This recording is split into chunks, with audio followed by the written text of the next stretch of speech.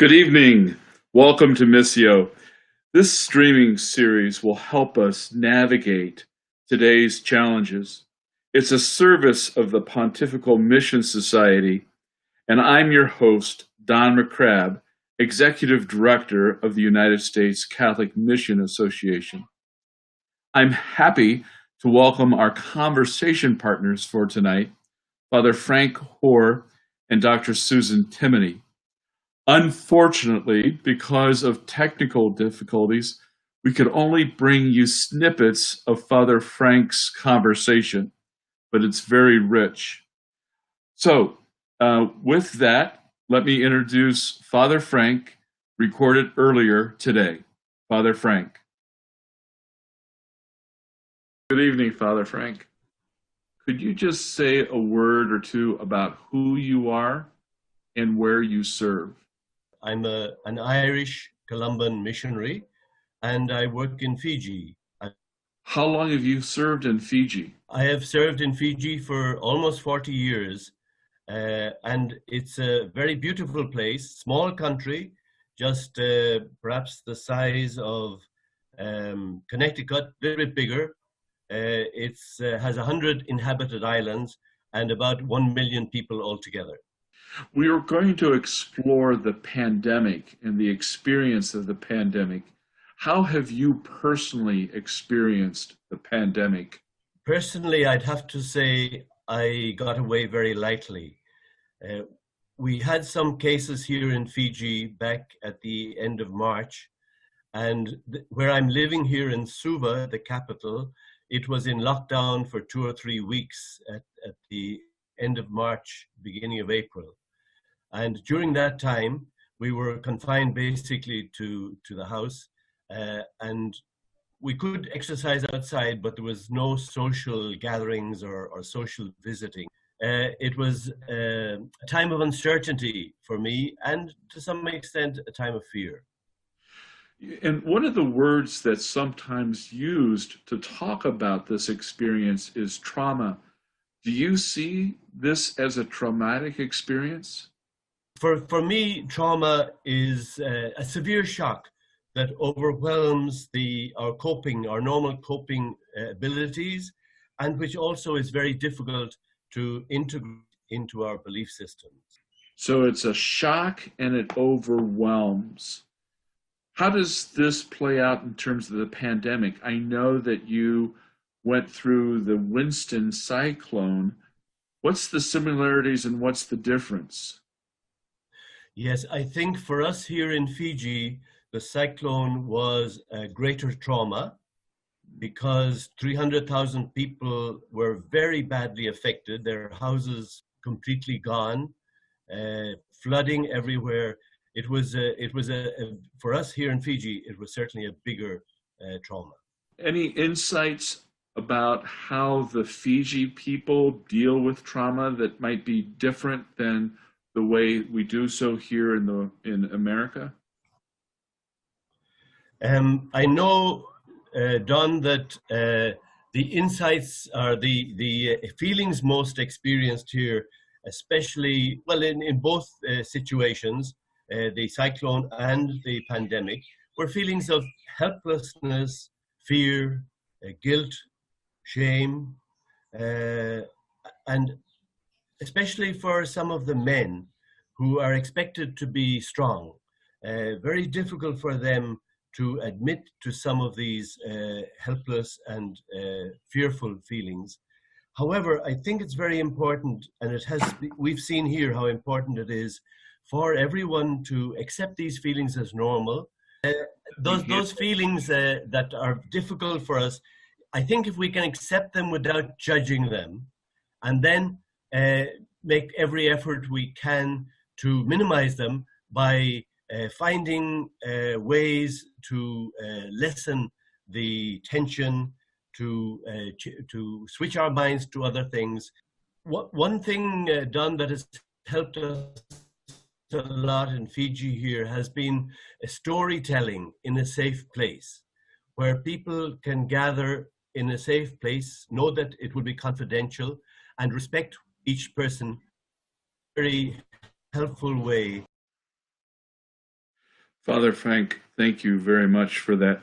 Susan, turning it to you, I know that's a little bit different to try to have a conversation with Father Frank with a pre-recorded, but let's just begin with the basics. Could you just say a word or two about who you are and where you serve? Right. Good evening, everyone. I'm Susan Timoney. I'm a theologian in the area of pastoral theology at the School of Theology and Religious Studies at the Catholic University of America. In addition to being a full-time faculty member, I'm also the Associate Dean in the School of Theology and Religious Studies for undergraduate studies. So I have the care of the curriculum and are about 120 or so majors and minors at Catholic. Thanks, Susan. If I remember, you had a little mission experience in your background too, didn't you? Indeed, really, my call to service, both to the church and as a theologian, began as a Jesuit volunteer in the missions in Alaska, in the interior, in Tanana and Fairbanks, in the years following university, and still remain one of the most formative experiences of my life. Thanks, Susan. Welcome. It's really good that you're here, and thank you for your flexibility with the way we're having this conversation. Also, I just want to welcome all of our viewers tonight. I want to make sure that you know about the chat box. Perhaps you might want to put your name, first name only, name, where you're from, the parish you're from, the city you're from, just so we have a sense of who's with us tonight. And of course, you can always put questions in the chat box, as well as any insights or resources that you would like to share with others. Susan, one of the things that Father Frank talked about a little bit is his own personal experience of the pandemic. I was wondering if you could share your personal experience of the pandemic. Sure, I'd be happy to. So, in the most personal sphere, in terms of my family, both my mother and my mother-in-law are 91 years old. My mother-in-law lives in a retirement community. And so really from the early days, there was that worry for their health. The community did in fact close its doors to visitors. And so there was a long period of time when we weren't able to visit my mom. I'm happy to say both have remained healthy, and we're back to being able to visit. So that was in the sphere of my family. Obviously, at the university, it was around the time of spring break that the country began, right, to consider a lockdown. And so, in fact, our students went home for spring break and never returned. So we completed the last 8 weeks of the semester online. For many faculty, it was their first experience teaching in a virtual environment, and they had all of about 9 days to prepare to do that. So we spent a lot of time both trying to maintain the classroom experience and trying to work with our students, right, who were as shocked by the change in their day-to-day life in that it came so quickly, and then layer on top of that perhaps illness within their own families and such uncertainty. Yeah. Susan, could you just say a little bit more about that? As you were talking, I mean, hearing your own personal family issues in terms of the pre-existing conditions of your family members. But then in terms of the university, I was really struck that you were saying, it's like all of a sudden, here you are, a teacher, a professor, and all of a sudden your students are gone. They're just, what was that like for you and your colleagues? You know, we talked so much about that because the first few days, it felt, so to speak, like summer. Very few people on campus. The hall's really quiet.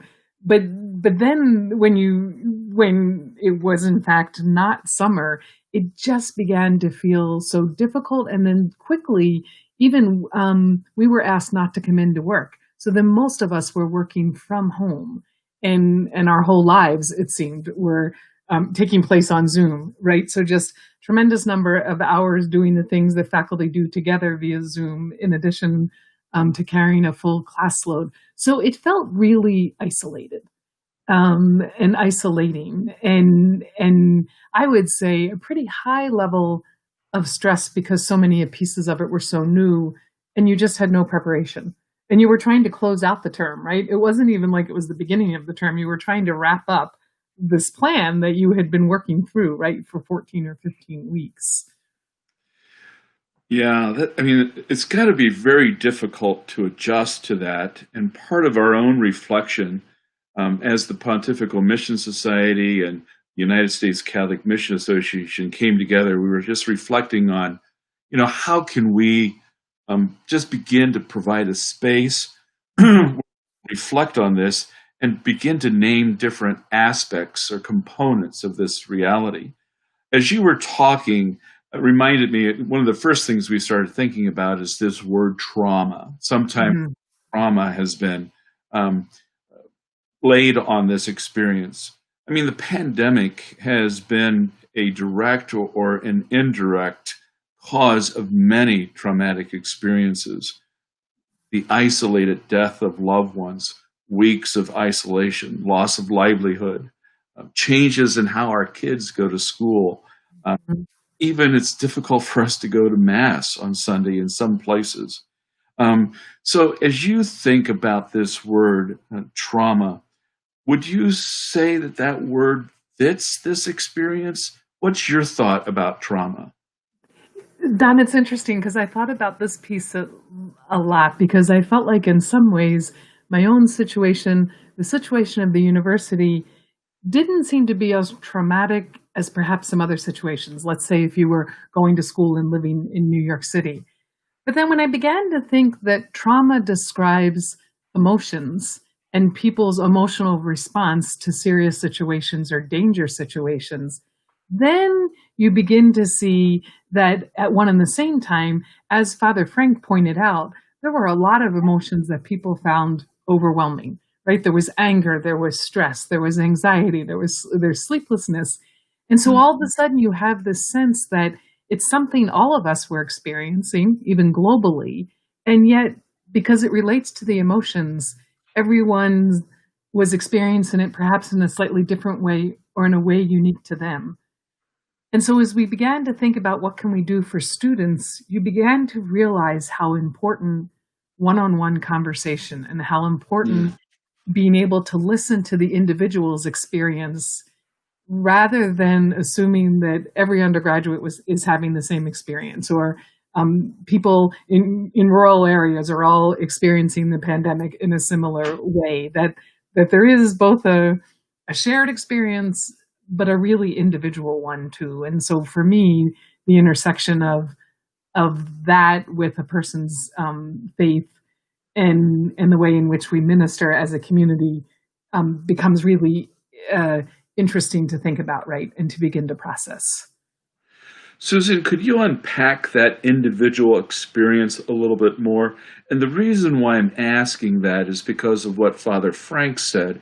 Father Frank was saying, one, about the importance of being in touch with those feelings. And he was listing a number of different feelings that people were having. Some of them were interesting to me, like shame, for example, or guilt. And then he went on to say, try to have a place where you can share your story in a safe place. And then finally, he talked about accepting those feelings without judgment. So I was just wondering if you could kind of reflect on this question of the experience that your students were having and kind of Father Frank's insights about these feelings, judging feelings, and having a place to share them in a safe way. Yeah, I would have to say for my students, certainly anxiety, certainly stress. The end of a semester always is stressful for students. Certainly whatever their family situation may have been. One girl talked about the fact there were 5 kids and 2 parents all trying to work from home. And so they had to move to certain parts of the house when the person needed the best internet connection because they were going to be live. And so just think what that meant for the whole family for 5 or 6 hours a day, right? To live with just the uncertainty of, am I going to be able to do what I need to do? And can the rest of my family do what they need to do? So a lot of stress, I would say, a lot of anxiety. And then for many of our students, it was the first time they encountered a situation in which the future wasn't known, right? Or they couldn't anticipate what the next couple of months would look like. So that, I would say, was unnerving. The part that I really liked that Father Frank talked about was the part about the need to bring people together to share stories. And I think you see the need to come together for community, because certainly with regard to the students, they felt pretty isolated and they really did want to try to be together with their friends in some format. But what does faith offer? Right? One of the things that faith offers us is the ability to both listen to stories through the ages of how people deal with the plague, right? How people, but even more deeply, how people deal with those elements of trauma that are universal. How do you deal with pain? How do you deal with anger? How do you deal with a sense of hopelessness? And so to be able to come together in the context of faith and have stories we can draw on from people who experience something similar to break open our own story, for me, becomes this wonderful evangelizing moment, right? And a reminder and really a call to action for parishes to say, we've got to continue to meet and to draw people together for prayer, for sharing, for breaking open this experience. Thanks, Susan. That's really an important point. We do have a clip from Father Frank, which he was doing in terms of trying to encourage people. And so we're going to play that clip. Again, it's his way of kind of dealing with trauma. So if we can have that clip. So I have 10 tips, as I said. The first 3 have to do with making plans. Number 1, create a routine. Make a list of things that you hope to do each day, and whether they're big or small, work your way through them. That will give you a sense of productivity and of usefulness. Number 2, break up your day. Break up the activities you do and try to do these activities in different rooms, or some on the veranda and perhaps some in the backyard. That will give you a sense of variety and some kind of relaxation. The third tip is to find time to share with your family. Have quality time with your family.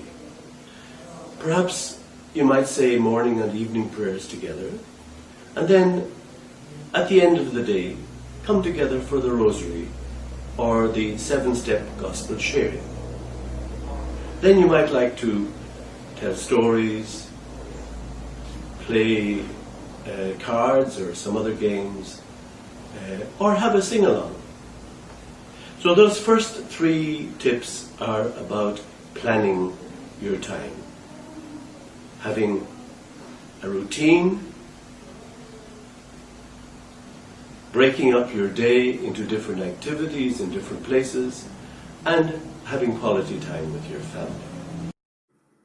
So, Susan, what you take away from that in terms of what Father Frank was saying? You know, certainly the universality of whether you're on an island or you're in an urban center, that need for a routine and that need to mix it up, right? Spend some time outdoors, spend some time in different rooms of the house. But I was struck most with, I asked my students one day, what were some of the blessings of being at home with their families so much? And they mentioned, a couple of them mentioned a lot of the families were taking walks together, and a couple mentioned much more time spent over dinner and in a really casual sort of fun setting. And so that struck me as well, that it seemed that families were really trying to take advantage of spending more time together, maybe not as connected because they spent the whole day online, and the kids really appreciated that. Right. I was noticing the contrast between some of the students that you were talking to that felt this uncertainty and then planning. You know, it just seems like an interesting contrast. The other thing I heard from Father Frank is really creativity. You know, time. You plan to do things in different places so that you're not in the same place, and then you do creative things. Thoughts about those? It certainly does it gives you an opportunity to think maybe very differently about the way you spend your time at home, or to give you a chance to rethink what are certain rooms for. For example, I know for me, I thought I am not going to eat at my desk. I'm going to go upstairs. I'm going to sit at the table. I'm going to have lunch, and then I'm going to Smart. turn the light off upstairs and come back down to my office. That you felt like just that change of scenery. You Right. forgot how Really. important that is, right? When you're at work and you can go grab lunch with a colleague, but when you're alone, being able to be sort of in the right place for the right thing seemed to take on a deeper meaning, maybe than we often think about. Thanks, Susan. Let's see if our viewers have some questions or comments that they would like to raise. Do we have a question from one of our viewers tonight? Okay. They might be a little bit shy, so we'll wait and see if something comes up here in a moment. I'd be interested in hearing from them, particularly for me, the pastoral outreach piece being so important. What were some of the things that their parish communities did that that really surprised you, or that were really seemed to be exactly the right response? I know our parish decided to go back to the good old use of the telephone to make a telephone call, and started calling and checking in, particularly with parishioners who they know live alone and who lived at a distance from other family members. And that was really appreciated. Yes. Um, Yeah. yeah, Kind of the yeah. old phone tree strategy. Exactly. Right. Exactly. The other thing the kids started doing, which was interesting, watching movies together, but like on their own screen, right? So they would log in and they'd be watching the movie at the same time so that they could talk about it, even though they were both using their individual screens. Do you think the Zoom experience, what's the impact that's having on us? It, I mean, on the one hand, it certainly is bringing people together. On the other hand, I do feel like the fatigue that lots of people talk about is very real. I think to spend hours a day is tiring to your senses, to be sure. But it doesn't replace the real experience, right? I think our students are getting a much more developing an appreciation for what the classroom environment is, and what makes it unique, because not all of it can be replicated via Zoom. And so maybe a bit of a love-hate relationship. On the one hand, people are, who they haven't seen for months are getting together, and you can see each other, and you can spend some time sharing together. But on the other hand, it's a hard way to work day in and day out, for sure. I'm actually kind of thinking of liturgy, because we have this wonderful way of gathering and we have this wonderful way of dismissal. And Mhm. you were saying, I mean, this is a much richer conversation than just being on the phone together. And Mhm. delightful that we have this time and we can do this through this kind of video technology. But then when it ends, there's just an abruptness, Right. and we don't have that at church, where you can talk to people as you're going outside and see the kids running around and those kind of different things. Or, exchange the sign of peace at that point in the mass, right? Yeah. Yeah. One of the comments was about this phone tree idea that your parish was using. Was it just a connection, or was there some, like, do you need anything, or what was the? So interesting enough, I see Gina took that leap for us in her comment that indeed it was to see if people needed help going shopping, for example, if they weren't comfortable going into the grocery stores. Did they need to be driven to a doctor's appointment because they didn't want to use public transportation? So we did add that sort of next layer, which were there people available who'd be willing to help out if we did discover that someone had some needs? Right. Um, some people had to go without the physical church parish for over 6 months. Do we think parishes are going to be able to reconnect with their parishioners? What do you envision is going to happen? Goodness, that's the question, right? I would hope that the live streaming was one way they could connect, that they found some ways to stay in touch. I think now it's really the consciousness of inviting people who they're not beginning to see back at church, or maybe not beginning to see out in the community, to make sure that that they know they're being thought of, they're being remembered. Someone asked particularly about seniors. I think anything that can be done, right, to make those calls more familiar, maybe to go by now that some people can maybe be at a distance in the backyard, right? So can you knock on the door and stand on the front porch and have a conversation?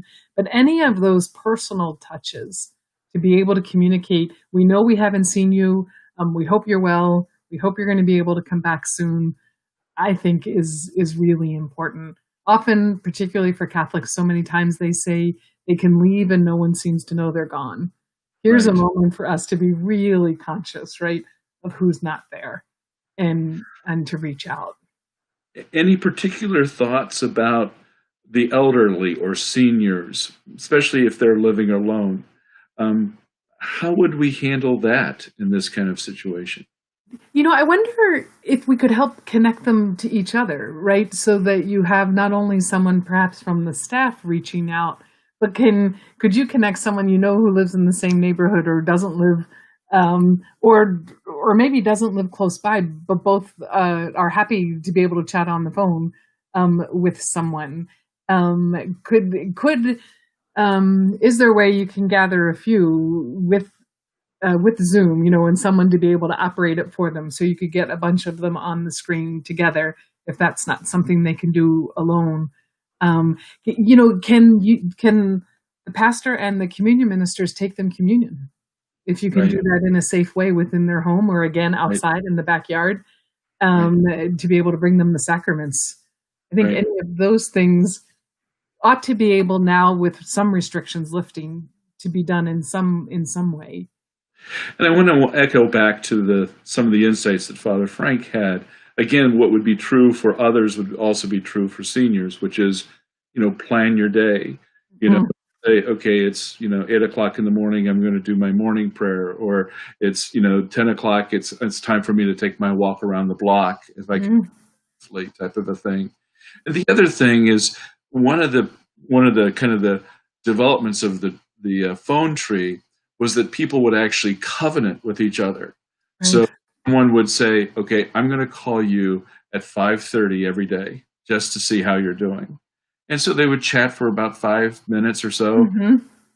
Just a way of connecting, So. Yeah, and again, with a piece of a plan for the day, right? You've got something on the calendar that you want to be attentive to. I know my mother-in-law, there was a Catholic radio station near her who offered the rosary every day. So for her, that was definitely one of the points in her day. I need to go because it's time to pray the rosary. She loved the idea of praying it with someone else, right? With other people. Yeah. Susan, this has been a wonderful conversation, and I'm indeed for you and for your flexibility, and for Father Frank. We're kind of starting to wind down and kind of minding the time. It's hard to believe that 29 minutes have already passed. But I was wondering, do you have a scripture passage that comes to mind as you pray about and pray through this pandemic that we're experiencing together? The one that has resonated, I think, because we hear it during Lent and we've heard it now in the post-Easter season, is the one where God reminds us, right, that He is our God and we are His people.